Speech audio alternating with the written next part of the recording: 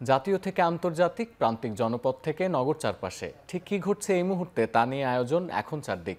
আপনাদের সঙ্গে আছি আমি সতীর্থ কর্মকার। কাল লন্ডনে যাচ্ছেন বিএনপি চেয়ারপারসন বেগম খালেদা জিয়া। তবে তাকে বহন করা কাতারের আমিরের বিশেষ এয়ার অ্যাম্বুলেন্সের কারিগরি ত্রুটির কারণে যাত্রা বিলম্ব হতে পারে। দুপুরে এভারকেয়ার হাসপাতালের সামনে ব্রিফিংয়ে ডাক্তার জাহিদ হোসেন জানান, চিকিৎসক, পরিবারের সদস্য সহ ১৬ জন সদস্য বেগম খালেদা জিয়ার সাথে যাবেন। তিনি আরও জানান, বিশেষজ্ঞ চিকিৎসকদের পরামর্শ মেনে তাকে লন্ডন নেয়ার সিদ্ধান্ত নেওয়া হয়েছে। গত ২৩ নভেম্বর থেকে সংকটাপন্ন অবস্থায় রাজধানীর এভারকেয়ার হাসপাতালে চিকিৎসাধীন বেগম খালেদা জিয়া।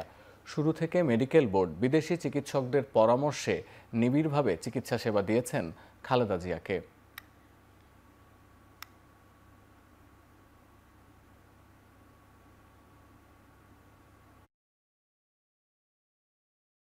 যদি সব কিছু ঠিক থাকে, আমরা কাতার রয়্যাল এয়ার অ্যাম্বুলেন্সের মাধ্যমে দেশনেত্রী বেগম খালেদা জিয়াকে আজকে এর মধ্যরাত্রির পরে অথবা আগামীকালকের সকালের ভিতর ইনশাআল্লাহ আমরা ওনাকে ইউকেতে অর্থাৎ লন্ডনে ওনাকে একটা নির্ধারিত হসপিটাল আমরা ঠিক করেছি, সেখানে আমরা ইনশাআল্লাহ ওনাকে নিয়ে যাব।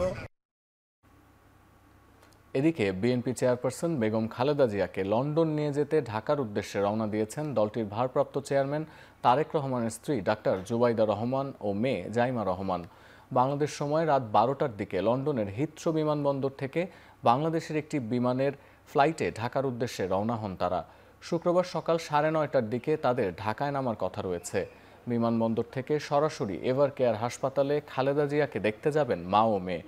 সেখান থেকে এয়ার অ্যাম্বুলেন্সে অসুস্থ শাশুড়িকে নিয়ে সঙ্গে নিয়ে ফের লন্ডনে ফিরবেন তারা। সেখানে লন্ডন ব্রিজ হাসপাতালে ভর্তি করানোর কথা রয়েছে বিএনপি চেয়ারপারসনকে। উন্নত চিকিৎসার জন্য গত জানুয়ারি মাসে লন্ডন গিয়েছিলেন খালেদা জিয়া। সেখানে প্রথমে হাসপাতাল, পরে ছেলে তারেক রহমানের বাসায় থেকে তিনি চিকিৎসা নেন। প্রায় ৪ মাস পর গত ৬ মে তিনি দেশে ফেরেন।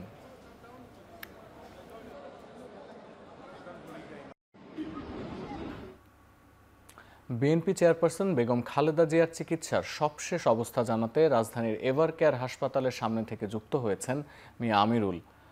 আমিরুল, খালেদা জিয়াকে লন্ডনে নেয়ার ব্যাপারে আর কি কি তথ্য আছে আপনার কাছে আমাদের জানাবেন।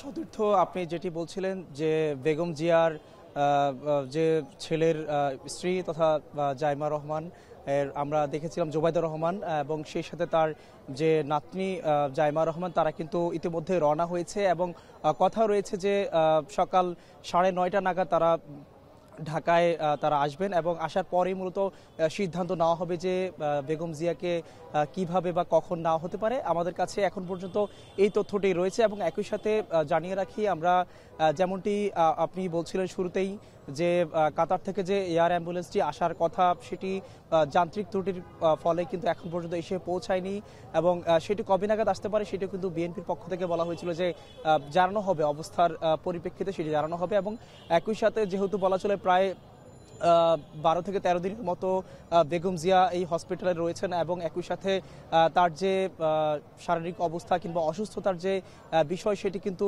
বারে বারে বিভিন্নভাবে মোড় নিচ্ছে তথা তার যে অসুস্থতার মাত্রা সেটি কিন্তু আমরা দেখেছিলাম কিছুটা বেড়েছে মাঝ দিয়ে। এবং একই সাথে তখন দলের পক্ষ থেকে যদিও বলা হয়েছে যে তার অসুস্থতার পরিস্থিতি যদি কিছুটা স্বস্তিদায়ক হয় কিংবা দেশের বাহিরে নেওয়ার মতো পরিস্থিতি থাকে তখন কিন্তু নেওয়া হবে। তারই প্রেক্ষিতে আমরা আজকে দেখলাম যে বেগম জিয়ার যে ব্যক্তিগত চিকিৎসক এবং সেই সাথে দলটির যে নেতা স্থায়ী কমিটির জাহিদ হোসেন, তিনি কিন্তু ব্রিফিংয়ের মধ্য দিয়ে তেমনটি জানিয়েছেন যে বেগম জিয়াকে আজকে রাতে কিংবা কালকে সকাল নাগাদ নাও হতে পারে। যদিও পরবর্তীতে আবার যেটি জানা গিয়েছে যে যেহেতু জুবাইদা রহমান তিনি আসবেন এবং আসার পরে সবকিছু বিবেচনায় নিয়ে তিনি সিদ্ধান্ত জানাবেন। এবং একই সাথে আপনাকে যদি আরেকটি বিষয় জানাই যে এখানটা আমরা এসে যেমনটি দেখতে পাচ্ছি যে হাসপাতালের সামনেই বলা চলে তাকে যেহেতু ভিভিআইপি ব্যক্তি হিসেবে ঘোষণা করা হয়েছে সরকারের পক্ষ থেকে, এখানটা কিন্তু কয়েক স্তরের নিরাপত্তা চাদর দিয়ে ঢাকা হয়েছে এই এভারকেয়ার জায়গাটিতে। এবং একই সাথে দেশের বিভিন্ন জায়গা থেকে আমরা দেখতে পাচ্ছিলাম, একটু আগে কথা বলছিলাম, বিভিন্ন নেতাকর্মীরা তারা কিন্তু এখানটায় জড়ো হচ্ছেন এবং বারে বারে তারা জিজ্ঞেস করছেন যে বেগম জিয়ার বর্তমান অবস্থা কি কিংবা কোন দিকে যাচ্ছে এবং তার যে অবস্থা, সেই অবস্থার প্রেক্ষিতে তাকে কবে নাগাদ লন্ডনে উন্নত চিকিৎসার জন্য না হতে পারে সেই বিষয়গুলো কিন্তু বারে বারে বলা হচ্ছে। এবং একই সাথে আপনি জেনে থাকবেন যে বেগম জিয়ার সাথে সব মিলিয়ে যে 18 জনের একটি টিম যাওয়ার কথা এয়ার অ্যাম্বুলেন্সের, এবং একই সাথে হয়তোবা সেই সংখ্যাটি বাড়তে পারে কিনা, যেহেতু এখানটা আমরা দেখেছিলাম যে সেখানে মূলত 6 জন ডাক্তারের কথা বলা হয়েছে। অবস্থার প্রেক্ষিতে হয়তোবা সেটি বাড়তে পারে, কিংবা এখানটায় যদি কোনো ধরনের নিরাপত্তাজনিত বিষয় থাকে সেক্ষেত্রে কিন্তু হয়তোবা আইন শৃঙ্খলা বাহিনীর এসএসএফ কিংবা অন্যান্য সদস্যদের কিন্তু হয়তোবা যুক্ত করা যেতে পারে।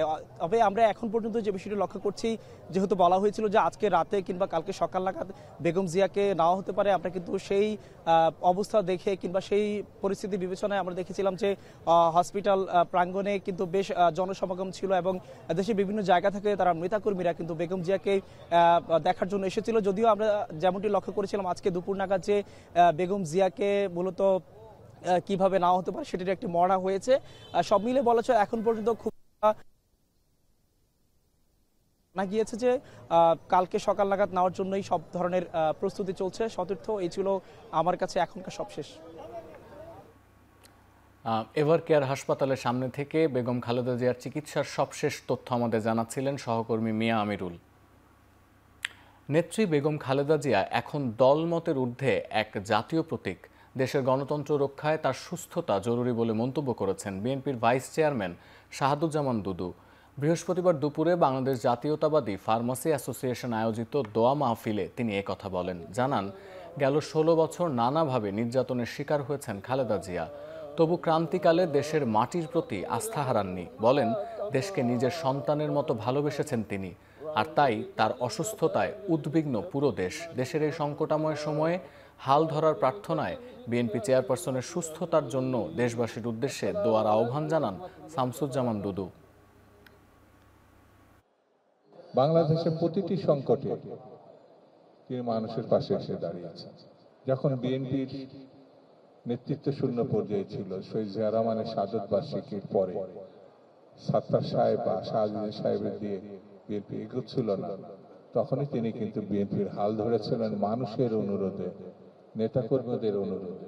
নেত্রী এখন সবকিছু ঊর্ধ্বে চলে গেছে, দল মত নির্বিশেষে সবাই তার সুস্থতা, তার জন্য দোয়া করছে। বিএনপি চেয়ারপারসন ও সাবেক প্রধানমন্ত্রী বেগম খালেদা জিয়ার সুস্থতা ও দীর্ঘায়ু কামনায় সারা দেশে দোয়া ও মিলাদ মাহফিল অনুষ্ঠিত হয়েছে। বিকেলে নগরীর জিইসি কনভেনশন হল মাঠে বিশেষ দোয়া ও মিলাদ মাহফিলের আয়োজন করে মহানগর যুবদল, ছাত্রদল ও স্বেচ্ছাসেবক দল। দোয়া ও মোনাজাতে অংশ নেন বিএনপি দলের বিভিন্ন স্তরের নেতাকর্মীরা। সাভারেও কোরআন খতম ও দোয়ার আয়োজন করে বিএনপি। এতে ঢাকা বিএনপির সাবেক সাংগঠনিক সম্পাদক রাশেদুল আহসান রাশেদ সহ ব্যাংকটাউন হাফিজিয়া মাদ্রাসা ও এতিমখানার শিক্ষার্থী এবং আলেম ওলামেরা অংশ নেন। এছাড়া ময়মনসিংহ, হিলি ও যশোর সহ সারা দেশে দোয়া মাহফিল অনুষ্ঠিত হয়েছে। এ সময় বিএনপি চেয়ারপারসন ও সাবেক প্রধানমন্ত্রী বেগম খালেদা জিয়ার সুস্থতা ও দীর্ঘায়ু কামনা করা হয়।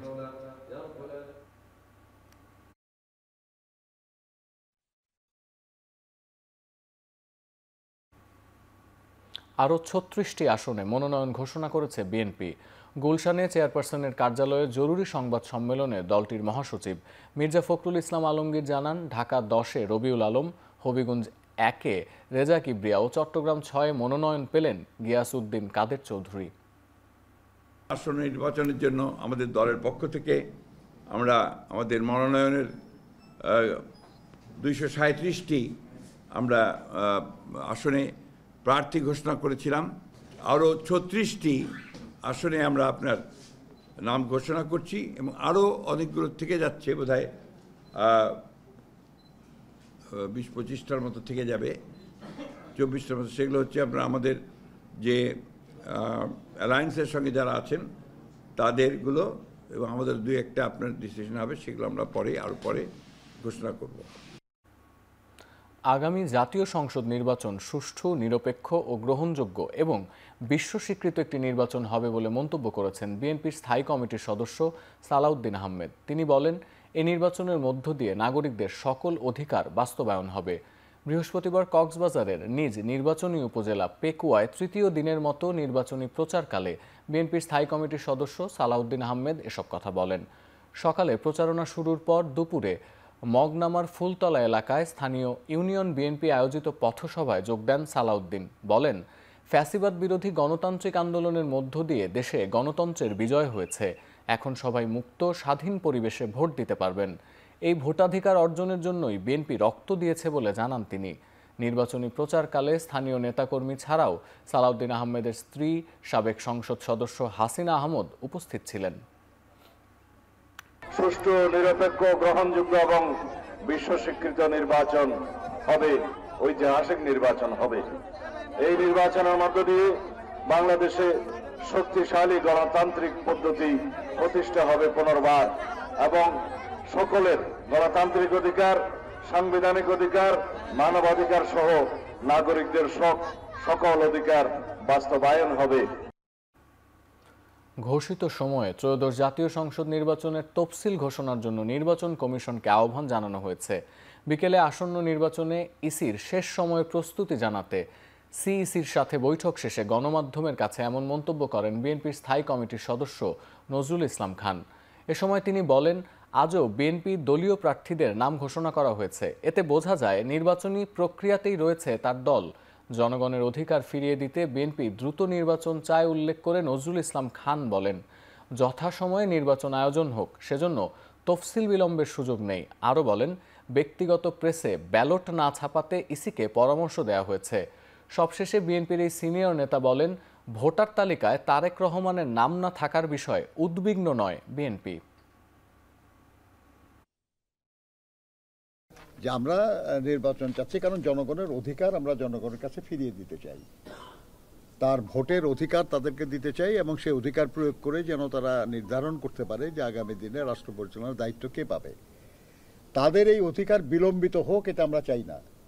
আমরা যথাসময়ে নির্বাচন হোক, যেটা ঘোষণা হয়েছে সেই অনুযায়ী, এবং সে কারণে যখন তফসিল ঘোষণা করার কথা, এটা যদি বিলম্বিত করার কথা বলি তাহলে তো নির্বাচন বিলম্বিত করার কথা বলা হবে।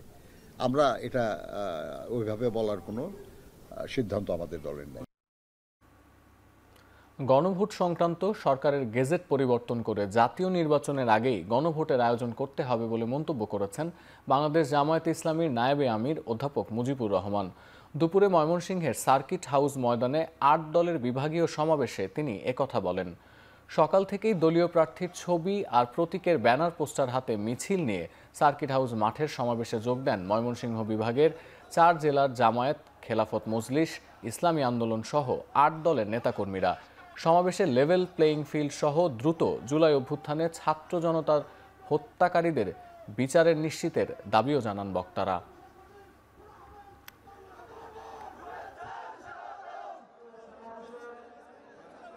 আগামী নির্বাচন সুষ্ঠু হতে হবে। নির্বাচনকে কেন্দ্র করে কেউ যদি ষড়যন্ত্র করে তাকে দাঁত ভাঙা জবাব দেওয়া হবে। আমরা আশা করব আগামী নির্বাচনে ৮ দলের প্রতীকে সিল মেরে আগামীর পার্লামেন্টে ইসলামকে আমরা পৌঁছাইতে চাই। জনগণ 14তে ভোট দিতে পারে নাই, 18তে ভোট দিতে পারে নাই, 24-এ দিতে পারে নাই। জনগণের আগ্রহ একটা সুন্দর সুষ্ঠু একটা নির্বাচন এই দেশে হবে। গণভোট দিতে হবে, তো গণভোট মানে তো পাবলিকের ভোট, কথা ঠিক কিনা বলেন? এই পাবলিককে ভয় করে যে তারা কি গণতন্ত্র বিশ্বাস করে, সেজন্য গণভোট তাদেরকে মানতে হবে। আর গণভোটটা হতে হবে জাতীয় সংসদ নির্বাচনের আগে। আসন্ন নির্বাচনে পুলিশ কর্মকর্তাদের এমনভাবে দায়িত্ব পালন করতে হবে যেন ইতিহাসে দৃষ্টান্ত স্থাপন করতে পারে, এমন নির্দেশনা দিয়েছেন প্রধান উপদেষ্টা ডক্টর মোহাম্মদ ইউনূস।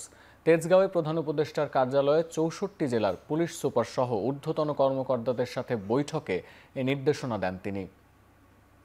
অতীতের কিছু নির্বাচনের কথা মনে রাখি, মনে চট করে আসে, তোমরাও দেখেছো সেই নির্বাচনগুলো। কেউ প্রহসনের নির্বাচন বলে, প্রতারণার নির্বাচন বলে, তামাশার নির্বাচন বলে। এগুলো হলো তাদের বিশেষণ। সেখান থেকে আমাদের চলে যেতে হবে বহু উপরে। কাজে এই দূরত্বটুকু আমাদেরকে অতিক্রম করতে হবে, যে লোকে মনে যেন জানে এই পরিবর্তন সম্ভব এবং তোমাদের মাধ্যমেই সেই পরিবর্তন হবে। কাজে এই দৈবচয়নের মাধ্যমে যারা নির্বাচিত হলো তোমরা, তারা একটা ঐতিহাসিক দায়িত্ব পালন করার জন্য, সাধারণ দায়িত্ব পালন করার জন্য। সাধারণ দায়িত্ব সবসময় দিক থেকে এখানে যাওয়া সব হবে, কিন্তু একটা ঐতিহাসিক দায়িত্ব পালন, এটা ইতিহাসে যেন স্মরণ করে। ত্রয়োদশ জাতীয় সংসদ নির্বাচন এবং গণভোটের তফসিলের বিষয়ে আলোচনা করতে রাষ্ট্রপতির কাছে সময় চেয়েছে নির্বাচন কমিশন। রাষ্ট্রপতি সময় দিলে বঙ্গভবনে যাবেন প্রধান কমিশনার সহ অন্য 4 নির্বাচন কমিশনার। বৃহস্পতিবার এই সংক্রান্ত একটি চিঠি বঙ্গভবনে পাঠায় ইসি। রেওয়াজ অনুযায়ী তফসিল ঘোষণার আগে রাষ্ট্রপতির সাথে সৌজন্য সাক্ষাৎ করে নির্বাচন কমিশন। এই সাক্ষাতে ভোটের সামগ্রিক প্রস্তুতি সম্পর্কে রাষ্ট্রপতিকে অবহিত করা হয়। পাশাপাশি তফসিল এবং ভোট গ্রহণের তারিখ নিয়ে আলোচনা হয় রাষ্ট্রপতির সাথে। ভোট গ্রহণের জন্য নির্বাচন কমিশনের পক্ষ থেকে কয়েকটি তারিখ প্রস্তাব করা হবে। সেখান থেকে বাছাই করে যে কোনো একটি নির্দিষ্ট তারিখে ভোট গ্রহণের লক্ষ্যে তফসিল ঘোষণার অনুমতি দেবেন রাষ্ট্রপতি। নির্বাচন কমিশনের পূর্ব ঘোষণা অনুযায়ী এ মাসের দ্বিতীয় সপ্তাহে তফসিল এবং আগামী বছরের ফেব্রুয়ারির দ্বিতীয় সপ্তাহে অনুষ্ঠিত হবে ত্রয়োদশ সংসদ নির্বাচন এবং গণভোট। সুপ্রিম কোর্টের একজন অবসরপ্রাপ্ত বিচারপতিকে প্রধান করে 5 সদস্য বিশিষ্ট একটি পুলিশ কমিশন গঠনে অধ্যাদেশ অনুমোদন করেছে উপদেষ্টা পরিষদ। এছাড়া আজকের বৈঠকে গণপ্রতিনিধিত্ব অধ্যাদেশের 2টি ক্ষেত্রে সংশোধনী আনা হয়েছে। তেজগাঁওয়ে প্রধান উপদেষ্টার সভাপতিত্বে উপদেষ্টা পরিষদের বৈঠক হয়। আজকের সভায় সংশোধিত আরপিওতে পোস্টাল ভোট, সাধারণ ভোটের সঙ্গে একই সঙ্গে গণনা এবং একাধিক সিল থাকলে সেই ভোট বাতিল হবে বলে গণ্য হবে। আজকের সভায় বিল্ডিং কোড আইনে বেশ কিছু ধারা পরিবর্তন করা হয়েছে। এছাড়া শিক্ষা ও কর্মক্ষেত্রে যৌন হয়রানি প্রতিরোধ, বন, বৃক্ষ ও বন্যপ্রাণী সংরক্ষণ সহ বেশ কিছু অধ্যাদেশ অনুমোদন দিয়েছে উপদেষ্টা পরিষদ। বৃহস্পতিবার ফরেন সার্ভিস একাডেমিতে বৈঠকের বিষয়ে ব্রিফ করেন পরিবেশ ও বন উপদেষ্টা সৈয়দা রিজওয়ানা হাসান। বেগম খালেদা জিয়ার ভিভিআইপি প্রোটোকল প্রসঙ্গে উপদেষ্টা বলেন, এটি শুধুমাত্র বেগম জিয়ার জন্যই প্রযোজ্য হবে। নির্বাচনের তফসিল ঘোষণার আগে শেষ বৈঠক কিনা এমন প্রশ্নে রিজওয়ানা হাসান বলেন, ধারাবাহিকভাবে উপদেষ্টা পরিষদের বৈঠক চলমান থাকবে।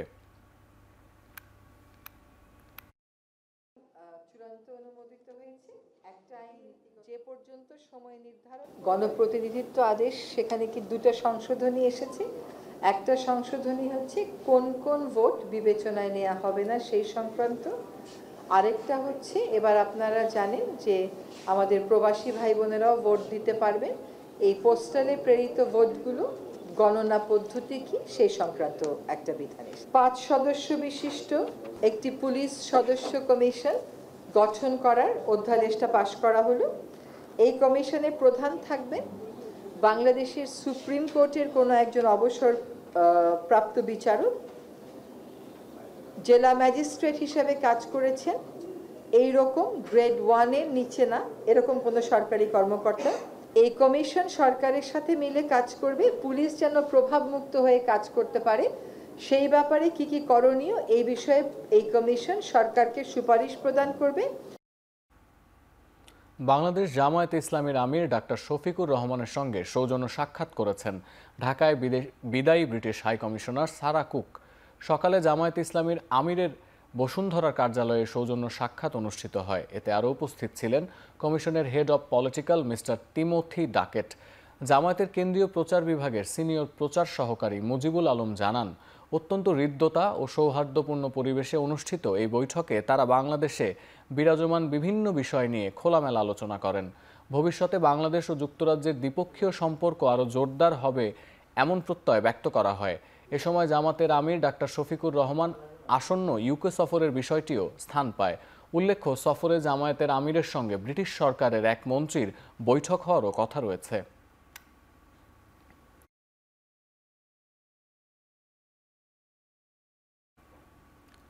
জুলাই আগস্টের ও গণঅভ্যুত্থানে ইন্টারনেট বন্ধ করে গণহত্যার অভিযোগ আমলে নিয়ে সাবেক প্রধানমন্ত্রীর উপদেষ্টা সজীব ওয়াজেদ জয়ের বিরুদ্ধে গ্রেফতারি পরোয়ানা জারি করেছেন আন্তর্জাতিক অপরাধ ট্রাইব্যুনাল। বৃহস্পতিবার ট্রাইব্যুনাল 1-এর বিচারপতি মোহাম্মদ গোলাম মুর্তুজা মজুমদার নেতৃত্বাধীন বিচারিক প্যানেল এ আদেশ দেন। এছাড়া জুনায়েদ আহমেদ পলকের বিরুদ্ধেও অভিযোগ আমলে নিয়েছেন আদালত। এদিন সালমান এফ রহমান ও আনিসুল হকের বিরুদ্ধে আনুষ্ঠানিক অভিযোগ দাখিল করা হয়। 10 ডিসেম্বর তাদেরও আদালতে হাজির করতে হবে। এছাড়া গণঅভ্যুত্থানে রাজধানীর রামপুরায় 28 জনকে হত্যার ঘটনায় মানবতাবিরোধী অপরাধের মামলায় বিজিবির কর্মকর্তা লেফটেন্যান্ট কর্নেল রেদওয়ানুল ইসলাম সহ 4 জনের বিরুদ্ধে আনুষ্ঠানিক অভিযোগ গঠনের ওপর শুনানি করেছেন আন্তর্জাতিক অপরাধ ট্রাইব্যুনাল। এজন্য লেফটেন্যান্ট কর্নেল রেদওয়ানুল ইসলাম সহ 2 আসামিকে ঢাকার সেনানিবাসের বিশেষ কারাগার থেকে প্রিজন ভ্যানে করে কড়া নিরাপত্তার মধ্য দিয়ে ট্রাইব্যুনালে আনা হয়।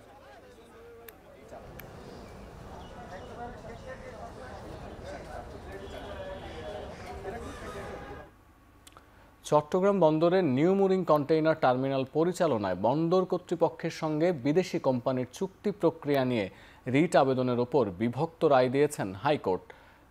বিচারপতি ফাতেমা নজিব ও বিচারপতি ফাতেমা আনোয়ারের সমন্বয়ে গঠিত হাইকোর্ট বেঞ্চে এ রায় হয়। এ সময় জ্যেষ্ঠ বিচারপতি প্রক্রিয়া অবৈধ ঘোষণা করেন, তবে দ্বিমত পোষণ করেছেন কনিষ্ঠ বিচারপতি। গত 30 জুলাই এনসিটি পরিচালনায় বিদেশি কোম্পানির সঙ্গে চুক্তির চলমান প্রক্রিয়া কেন অবৈধ নয় তা জানতে রুল জারি করে হাইকোর্ট। এরপর চুক্তি প্রক্রিয়ার স্থিতাবস্থা চেয়ে সম্পূরক আবেদন করে রিট আবেদনকারীর পক্ষ। এই আবেদনের উপর রুল শুনানি শেষে গত 19 নভেম্বর চুক্তির সব কার্যক্রম স্থগিত রাখতে সরকারকে নির্দেশ দেয় হাইকোর্ট। এখন প্রধান বিচারপতিকে বিষয়টি নিষ্পত্তির জন্য হাইকোর্টের আরেকটি বেঞ্চ গঠন করতে হবে। এখন প্রসিডিউরাল ম্যাটার হচ্ছে, this matter will be referred to honourable chief justice. তিনি একটা তৃতীয় বেঞ্চে পাঠাবেন, সেই বেঞ্চে আবার শুনানি হবে। চট্টগ্রাম বন্দর কর্তৃপক্ষ বা সরকার যে পর্যন্ত সুপ্রিম কোর্টের তৃতীয় বিচারপতির রায় না হবে সে পর্যন্ত আগাতে পারবে না। মৌলভীবাজারের কুলাউড়ার মুরইছড়া সীমান্তে বিএসএফের গুলিতে এক বাংলাদেশি নিহত হয়েছেন। বিকেলে কুলাউড়া উপজেলার পৃথিমপাশা ইউনিয়নের 10 টেকি এলাকায় গুলটিলা নামক স্থানে এ ঘটনা ঘটে। নিহত সুসিরাং উরাং মুরইছড়া বস্তির মৃত জাসুন উরাংয়ের ছেলে। তিনি মুরইছড়া বাগানের একজন চা শ্রমিক। এ ঘটনায় স্থানীয়রা জানায়, সুসিরাং সীমান্তে ছাগল চড়াতে গেলে ভারতীয় বিএসএফ তাকে গুলি করে। গুরুতর আহত অবস্থায় স্থানীয় লোকজন তাকে উদ্ধার করে কুলাউড়া স্বাস্থ্য কমপ্লেক্সে নিয়ে যাওয়ার পথে তার মৃত্যু হয়। বর্তমানে তার মরদেহ কুলাউড়া থানায় রয়েছে। পুলিশও বিষয়টি নিশ্চিত করেছেন।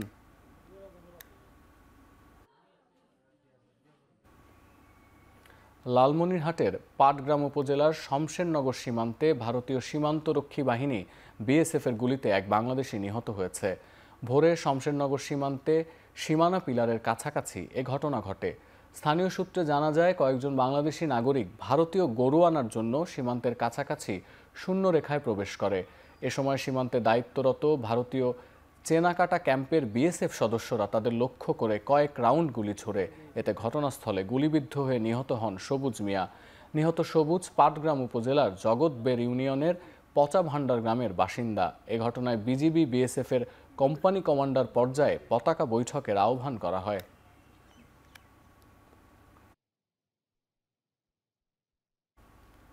নারায়ণগঞ্জের রূপগঞ্জে আধিপত্য বিস্তারকে কেন্দ্র করে ছাত্রদলের 2 গ্রুপের সংঘর্ষে 4 জন আহত হয়েছেন। বৃহস্পতিবার দুপুরে উপজেলার হোরগাঁও এলাকায় এ ঘটনা ঘটে। পুলিশ জানায়, এলাকায় আধিপত্য বিস্তার ও ওয়ার্ড কার্যালয় দখল নেয়াকে কেন্দ্র করে গোলাকান্দাইল ইউনিয়ন ছাত্রদলের সাবেক সহসভাপতি রাকিব হাসান ও 8 নং ওয়ার্ড ছাত্রদলের সাবেক সাংগঠনিক সম্পাদক সাজ্জাদ সিজানের সঙ্গে বিরোধ চলছিল। এর জেরে বৃহস্পতিবার দুপুরে রাকিব সহ তার সমর্থকরা এসে 8 নং ওয়ার্ড ছাত্রদলের কার্যালয় দখল নিতে যায়। এ সময় সিজান সহ তার কর্মীরা এতে বাধা প্রদান করলে 2 পক্ষের মধ্যে সংঘর্ষের ঘটনা ঘটে। এতে 4 জন আহত হন। হামলা চালিয়ে ভাঙচুর করা হয় ছাত্রদল কার্যালয়ে থাকা আসবাবপত্র। খবর পেয়ে পুলিশ ঘটনাস্থলে গিয়ে পরিস্থিতি নিয়ন্ত্রণে আনে।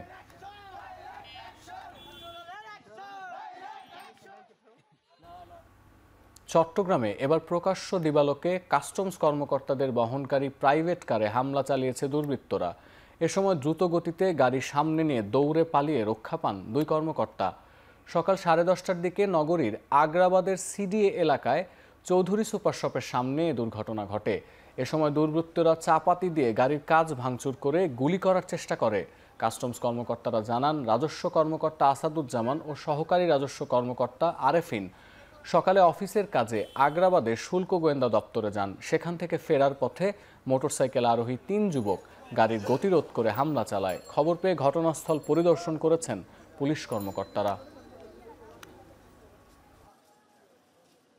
মোহাম্মদ আসাদুজ্জামান, উনি রাজস্ব কর্মকর্তা এআইআর কাস্টমার চট্টগ্রাম।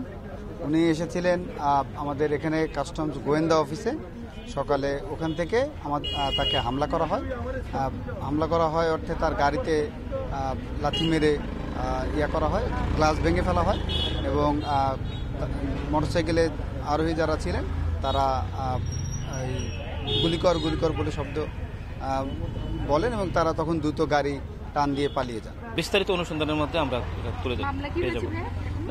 এখন মামলা হয়নি, মামলা যদি ওনারা রুজু করে আমরা মামলা নিব অথবা আমাদের পক্ষ থেকে আমরা একটা মামলা রুজু করব।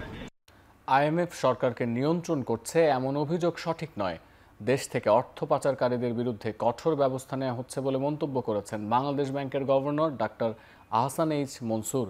বিডার সংলাপে এমন মন্তব্য করে তিনি জানান, চলতি বছরেই ৫% মূল্যস্ফীতি কমিয়ে আনার চেষ্টা করছে সরকার। পাশাপাশি আগামী মার্চ নাগাদ খেলাপি ঋণ আরও 10% নামিয়ে আনার কথা জানান তিনি। এই সময় যেসব অর্থনৈতিক অঞ্চলে শত শত মিলিয়ন ডলার বিনিয়োগ করা হয়েছে সেখানে দ্রুত সেবা নিশ্চিতের আহ্বান জানান ব্যবসায়ীরা। ব্যবসায় ব্যয় কমাতে কর কাঠামো সহজীকরণের দাবি জানান তারা। সংলাপে এনবিআর চেয়ারম্যান দেশীয় উদ্যোক্তাদের বিনিয়োগ সুরক্ষায় সব ধরনের সহায়তা অব্যাহত রাখার আশ্বাস দেন।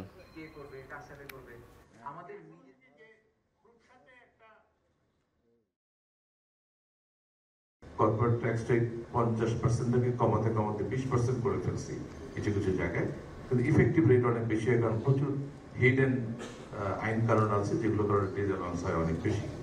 সেটাও আমরা চেষ্টা করেছি যে এগুলো ধীরে ধীরে কমানোর জন্য। এটা কিন্তু আমরা গত বছর অনেকটুকু অ্যাডজাস্ট করেছি।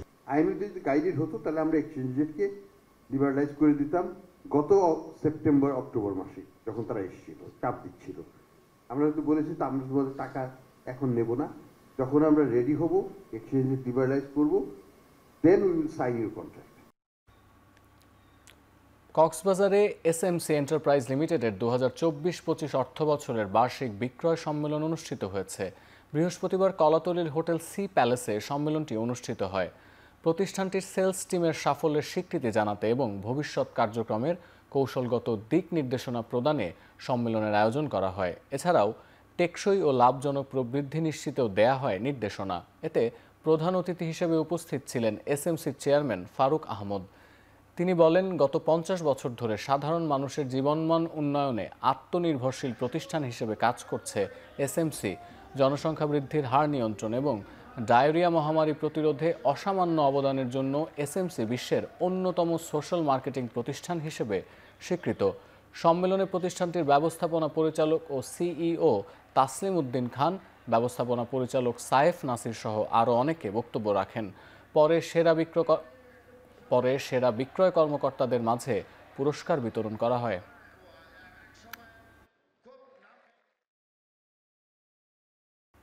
এবার আন্তর্জাতিক প্রসঙ্গ।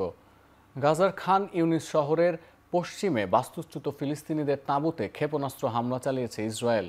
এতে নিহত হয়েছেন শিশুসহ 5 ফিলিস্তিনি, আহত হয়েছেন আরও 32 জন। গেল বুধবার 5 ইসরায়েলি সেনা আহতের ঘটনার জবাবে এক হামাস সদস্যকে লক্ষ্য করে এ হামলা চালানোর ঘটনা স্বীকার করেছে ইসরায়েল। এদিকে গাজায় অবশিষ্ট 2 ইসরায়েলি জিম্মির মরদেহের মধ্যে একটি মরদেহ হস্তান্তরের কথা জানিয়েছে হামাস। ইসরায়েলি প্রধানমন্ত্রীর কার্যালয়ও বিষয়টি নিশ্চিত করেছে। মরদেহটি শনাক্তের জন্য ফরেনসিক বিভাগে পাঠানো হয়েছে। সকল জিম্মির মরদেহ ফেরত পাওয়ার পর গাজার সঙ্গে মিশরের সীমান্ত ক্রসিং খুলে দেওয়া হবে বলে জানিয়েছে তেল আবিব।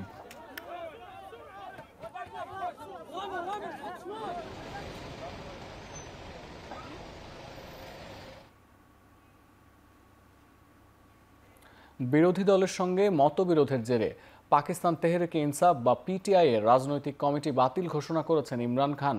সামাজিক যোগাযোগ মাধ্যম এক্সে দেয়া এক পোস্টে বিষয়টি নিশ্চিত করেন তিনি।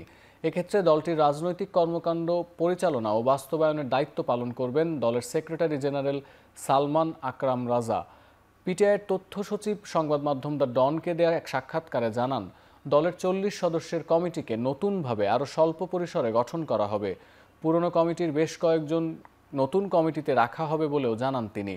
মঙ্গলবার রাওয়ালপিন্ডির আদিয়ালা কারাগারে ইমরান খানের সঙ্গে দেখা করেন বোন ডাক্তার উজমা খানম। সে সময় কারাগারে মানসিক নির্যাতনের অভিযোগ তোলেন ইমরান খান এবং পাকিস্তানের সেনাপ্রধান আসিম মনিরের বিরুদ্ধেও তোলেন নানা অভিযোগ।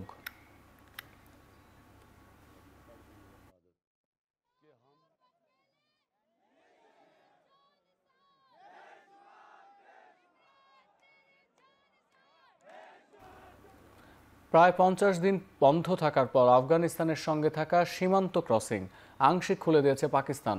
জাতিসংঘের মানবিক পণ্য পরিবহন নিশ্চিতে তোখরাম চামান সীমান্ত ক্রসিং পুনরায় খুলে দিল ইসলামাবাদ।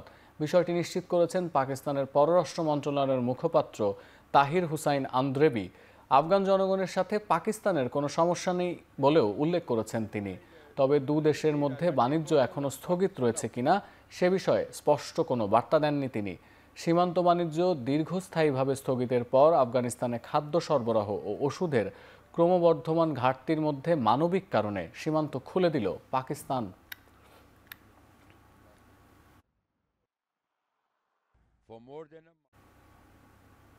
রাশিয়া ইউক্রেন যুদ্ধ থামাতে মস্কোকে চাপ দিতে চীনের প্রেসিডেন্ট শি জিনপিং এর প্রতি আহ্বান জানিয়েছেন ফ্রান্সের প্রেসিডেন্ট ইমানুয়েল ম্যাক্রো।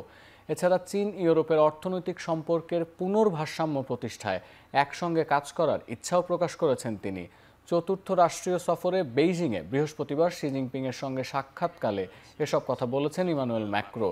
চীনা প্রেসিডেন্ট শি জিনপিংও ফ্রান্সকে আরও গভীর সহযোগিতার হাত বাড়িয়ে দেওয়ার আহ্বান জানিয়েছেন। এছাড়া ইউক্রেন এবং গাজায় শান্তি প্রচারে চীন প্রতিশ্রুতিবদ্ধ বলেও বার্তা দিয়েছেন শি জিনপিং। বৈঠকে বেশ কয়েকটি দ্বিপাক্ষিক চুক্তিও স্বাক্ষর করেছেন দুই রাষ্ট্রপ্রধান। মহাকাশ, পারমাণবিক শক্তি, কৃত্রিম বুদ্ধিমত্তা, সবুজ অর্থনীতি এবং জৈব ঔষধ শিল্পে সহযোগিতা বৃদ্ধিতেও সম্মত হয়েছেন শি ম্যাক্রো। শুক্রবার ম্যাক্রোর সাথে দক্ষিণ পশ্চিম চীনের সিচুয়ান প্রদেশে যাবেন Xi Jinping. Ministre Monique Barbu et le ministre Quan Zhiou.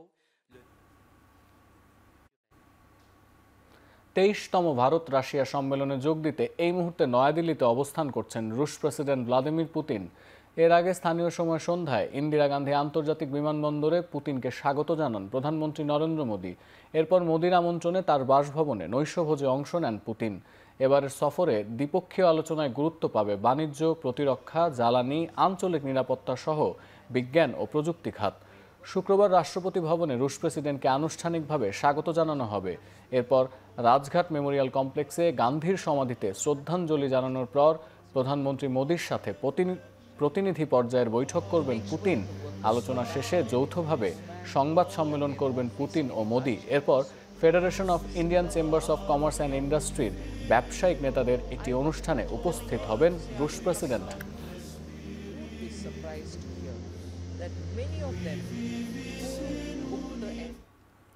এবার খেলার খবর। ক্রীড়াক্ষেত্রে নারী পুরুষের বেতনের বিভাজন কমাতে নির্দেশ দেওয়া হয়েছে বলে জানিয়েছেন যুব ও ক্রীড়া উপদেষ্টা আসিফ মাহমুদ সজীব ভূঁইয়া। বিকেলে সচিবালয়ে জাতীয় ক্রীড়া পরিষদের আওতাধীন জেলা ও উপজেলা পর্যায়ে ক্রীড়া স্থাপনাসমূহের ভার্চুয়াল উদ্বোধনী অনুষ্ঠানে তিনি একথা জানান। উপদেষ্টা বলেন, নারী ক্রিকেটারদের বেতন ইতোমধ্যেই বাড়ানো হয়েছে, সামনে নারী ফুটবলারদের বেতনও বাড়ানো হবে। তিনি বলেন, অন্তর্বর্তী সরকার দায়িত্ব নেয়ার পর থেকেই ক্রীড়া অবকাঠামোগত উন্নয়নে ভূমিকা রাখছে। উপদেষ্টা জানান, আন্তর্জাতিক মানের স্পোর্টস ইনস্টিটিউট করার পরিকল্পনা রয়েছে সরকারের। তরুণরা খেলাধুলায় যুক্ত হলে মাদকসহ অনেক কিছু থেকে দূরে রাখা সম্ভব বলেও মন্তব্য করেন যুব ও ক্রীড়া উপদেষ্টা। সেই জায়গায় বাংলাদেশ এখন অনেক পিছিয়ে। আমাদের ক্রিকেট ফুটবলের ক্রিকেট বোর্ড নারী ক্রিকেটারদের ভাতা এবং ট্যুর ফি পুরুষ ক্রিকেটারদের সমান করেছে এবং সম্ভবত 35% বেতন বৃদ্ধি করেছে নারী ক্রিকেটারদের। এবং একই সাথে বাফুফেকেও আমরা আমাদের পক্ষ থেকে পরামর্শ দিয়েছি যে নারী ফুটবলারদের স্যালারি বৃদ্ধি করার জন্য আমরা আমাদের দিক থেকে বলেছি যে অন্তত সেটা দ্বিগুণ হওয়া উচিত। বর্তমান যেই স্যালারি আছে সেটা যদি প্রত্যক্ষ করা হয় সেদিক থেকে, এবং এটার জন্য বাফুফেকে আমরা আর্থিক সহযোগিতা দেওয়ারও উদ্যোগ গ্রহণ করেছি। অর্থ মন্ত্রণালয়ের সাথে এই বিষয়ে আলোচনা চলমান আছে। 2026 সালের 11 জুন শুরু হবে বিশ্বকাপ ফুটবলের মহাযজ্ঞ। এর ঠিক 188 দিন আগে আগামী 5 ডিসেম্বর অনুষ্ঠিত হতে যাচ্ছে আসন্ন আসরের ড্র, যার মাধ্যমে নির্ধারিত হবে বিশ্বকাপের শিরোপা জয়ের লক্ষ্যে কোন গ্রুপে লড়াই করবে কোন দল। ওয়াশিংটনের কেনেডি সেন্টারে বাংলাদেশ সময় শুক্রবার রাত 11টায় অনুষ্ঠান হবে ড্র। সেখানে নির্ধারণ করা হবে বিশ্বকাপে অংশ নিতে যাওয়া দলগুলোর কোনটি কোন গ্রুপে খেলবে। যুক্তরাষ্ট্র, কানাডা ও মেক্সিকোতে হতে যাওয়া বিশ্বকাপে অংশ নেবে 48টি দল। এরই মধ্যে 42টি দল টুর্নামেন্টে নিজেদের জায়গা নিশ্চিত করেছে। বাকি 6টি দলের 4টি ইউরোপিয়ান প্লে অফ এবং বাকি 2টি আসবে আন্তঃমহাদেশীয় প্লে অফ খেলে 48টি দলকে 12 গ্রুপে ভাগ করা হবে, যেখান থেকে পরবর্তী রাউন্ডে উঠবে 32 দল। ড্র অনুষ্ঠান পরিচালনা করবে সাবেক ইংলিশ ফুটবলার রিও ফার্দিনান্দ ও আন্তর্জাতিক অঙ্গনের সুপরিচিত সঞ্চালক সামান্থা জনসন। ড্র অনুষ্ঠান শেষে প্রথমবারের মতো ফিফা শান্তি পুরস্কার প্রদান করবেন ফিফা সভাপতি জিয়ান্নি ইনফানিন্তো।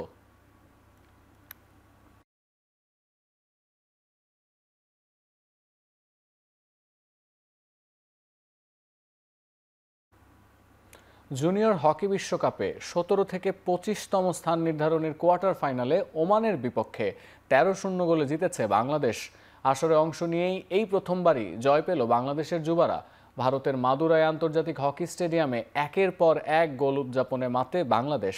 এদিন 5 গোল করেছেন আমিরুল ইসলাম। দলের হয়ে হ্যাট্রিক করেন রাকিবুল হাসান, আর জোড়া গোল করেন মোহাম্মদ আবদুল্লাহ এবং মোহাম্মদ সাজু। প্রথম ম্যাচে ওমানকে হারিয়ে স্থান নির্ধারণী সেমিফাইনাল নিশ্চিত করেছে বাংলাদেশ। এর আগে লাল সবুজের প্রতিনিধিরা গ্রুপ পর্বে অস্ট্রেলিয়ার কাছে 5-3 গোলে হেরেছে। অন্য ম্যাচে ফ্রান্সের বিপক্ষে 2-3 গোলে হেরেছে সিগফ্রিড আইকম্যানের দল। দক্ষিণ কোরিয়ার সঙ্গে 3-3 গোলে ড্র করে আমিনুল রাকিবরা। তাতে বাংলাদেশের মতো ওমানও প্রথমবারের জুনিয়র হকি বিশ্বকাপে অংশ নিয়ে গ্রুপে একটি ম্যাচও জিততে পারেনি।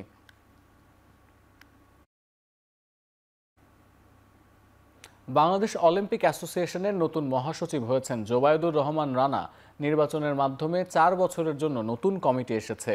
তবে মহাসচিব, সহসভাপতি, কোষাধ্যক্ষ সদস্য পদের বিপরীতে বেশি প্রার্থী না থাকায় তারা বিনা প্রতিদ্বন্দ্বিতায় নির্বাচিত হয়েছেন। এবারই প্রথমবার মহাসচিব হলেন, তাও আবার বিনা প্রতিদ্বন্দ্বিতায়। দায়িত্ব নিয়েই জানালেন সব ফেডারেশনের সাথে সমন্বয়ের কথা। সেই সাথে অলিম্পিকে অংশগ্রহণের আগে নিশ্চিত করতে চান যথাযথ প্রস্তুতিও। আমাদের তো বাংলাদেশের স্পোর্টসের কিছুটা ঘাটতি আছেই, সেটা সরকারিভাবে হোক আর আমাদের ফেডারেশন ভিত্তিক হোক আর ক্লাব ভিত্তিকই হোক। তো এগুলোর মাঝে সমন্বয় আগেও ছিল, এখনও থাকবে, ভবিষ্যতেও যাতে আমরা সেটাকে আরও টাই আপ করতে পারি, বন্ধনটা যাতে শক্ত করতে পারি, সেটার দিকে আমাদের চেষ্টা থাকবে। মেডেল পেতে গেলে অনেক কিছু কম্বিনেশন দরকার, ইনফ্রাস্ট্রাকচার থেকে নিয়ে, যেখানে আমি মনে করি আমাদের ঘাটতি আছে। আমাদের মূল লক্ষ্যই থাকবে যে আমরা ওয়াইল্ড কার্ডে খেলতে চাই না। আর্জেন্টিনা, ব্রাজিল ফুটবল দল ও বাংলাদেশের রাইজিং স্টার নামে 3 দলকে নিয়ে জাতীয় ক্রিকেট স্টেডিয়ামে অনুষ্ঠিত হচ্ছে Latin Bangla super football 2025। 5 December থেকে শুরু হয়ে 11 ডিসেম্বর পর্যন্ত চলবে এবারের টুর্নামেন্ট। শুক্রবার উদ্বোধনী ম্যাচে মাঠে নামবে বাংলাদেশ ও ব্রাজিলের দল।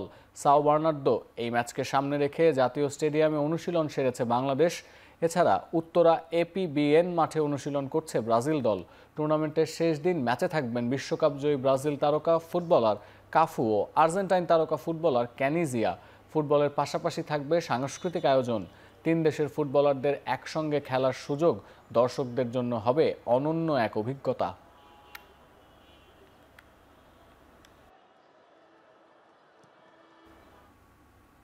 নারী ওয়ানডে বিশ্বকাপ শেষ হয়েছে অক্টোবরে। বিশ্রাম শেষে বিসিএল এর অনুশীলনও শুরু করেছেন স্বর্ণা আক্তাররা। অনুশীলন শেষে কথা বলেছেন বিশ্বকাপ অভিজ্ঞতা নিয়েও। হয়তো আমরা যেভাবে গেছিলাম প্রিপারেশন নিয়ে ওইভাবেই করতে পারি নাই। আপনারা দেখছেন 3টা ম্যাচ আমরা হাতের থেকে মানে কি বলবো, এটা ছুটে গিয়েছে আর কি। জিতা ম্যাচটা আমরা হেরে গেছি, যাই হোক। আর ব্যক্তিগতভাবে আমি বলবো যে একটা ম্যাচই ভালো খেলছি সাউথ আফ্রিকার সাথে। আর বোলিংটা আমি যখন ক্যাপ্টেন আমার হাতে বলটা তুলে দেয় তখন আমি ট্রাই করি আমার বেস্টটা দেওয়ার জন্য। হ্যাঁ, অবশ্যই কষ্ট লাগছে। আমরা তো কি বলবো, এটা পার্সোনালি অনেক কষ্ট লাগছে, ব্যক্তিগতভাবে অনেক কষ্ট লাগছে। কারণ ওই ম্যাচটা আমি যখন আউট হয়ে গেছি আমি তখনও আশা করি না যে আমরা খেলাটা হেরে যাব। অ্যাশেজ সিরিজের দ্বিতীয় টেস্টের প্রথম দিন শেষে 9 উইকেটে 325 রান সংগ্রহ করেছে ইংল্যান্ড। সফরকারীদের দিনের নায়ক সেঞ্চুরির দেখা পাওয়া জরুর। অবশ্য একাই 6 উইকেট শিকার করে অস্ট্রেলিয়ার মিচেল স্টার্কও দিনটা নিজের করে নিয়েছেন। ব্রিসবেনে টস জিতে ব্যাট করার সিদ্ধান্ত নেন ইংল্যান্ড অধিনায়ক Ben Stokes. Opener Ben Duckett ও 3-এ নামা অলি পোপ দুজনেই ডাক মারলে অল্পেই গুটিয়ে যাওয়ার শঙ্কায় পড়ে ইংলিশরা। আরেক ওপেনার জ্যাক ক্রলিকে নিয়ে 117 রানের জুটি করে বিপর্যয় সামাল দেন রুট। ক্রলি 76 রানে আউট হলে অস্ট্রেলিয়ার মাটিতে প্রথম সেঞ্চুরি তুলে নেন রুট। দিন শেষে তিনি অপরাজিত আছেন 335 রানে। রুটের 40তম টেস্ট সেঞ্চুরির দিনে অস্ট্রেলিয়ার হয়ে আলো ছড়িয়েছেন মিচেল স্টার্ক। 6 উইকেট শিকার করেছেন তিনি। এর মাধ্যমে পাকিস্তানের কিংবদন্তি ওয়াসিম আকরামের 414 উইকেট নেয়ার রেকর্ডকে পেছনে ফেলে বাঁহাতি পেসারদের মাঝে সর্বোচ্চ উইকেট শিকারের রেকর্ড গড়েছেন স্টার্ক। ব্রিসবেন টেস্টের প্রথম দিন নতুন রেকর্ড গড়েছেন অস্ট্রেলিয়ার ফাস্ট বোলার মিচেল স্টার্ক। পাকিস্তানের কিংবদন্তি পেসার ওয়াসিম আকরামকে পেছনে ফেলে বাঁহাতি পেসারদের মাঝে সর্বোচ্চ উইকেট নেয়ার কীর্তি নিজের করে নিয়েছেন তিনি। মুখোমুখি প্রথম বলে বেন ডাকেটকে লেবুশানের তালুবন্দি করার মাধ্যমে দিন শুরু করেন স্টার্ক। পরের ওভারেই বোল্ড করেন তিনে নামা অলি পোপকে। হ্যারি ব্রুককে ফেরানোর মাধ্যমে বাঁহাতি পেসার হিসেবে ওয়াসিম আকরামের নেয়া 414 উইকেটের রেকর্ডকে পেছনে ফেলেন স্টার্ক। এরপর তিনি একে একে স্বীকার করেছেন উইল জ্যাক্স, গ্যাস অ্যাটকিনসন ও ব্রাইডন কার্সকে। চলতি অ্যাশেজ সিরিজেও দুর্দান্ত ছন্দে আছেন স্টার্ক। সিরিজে এখনও পর্যন্ত 11.50 গড়ে 16 উইকেট নিয়েছেন তিনি।